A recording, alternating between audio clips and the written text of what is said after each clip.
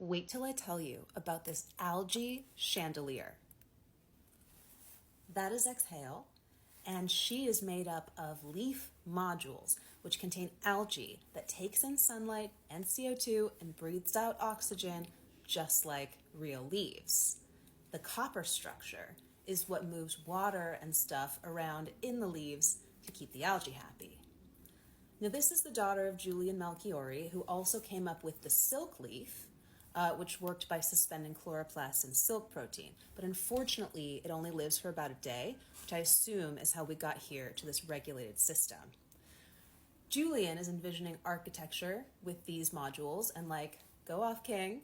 But personally, this is what the shape reminds me of. Also, algae comes in lots of colors. It doesn't have to be green. But look at this.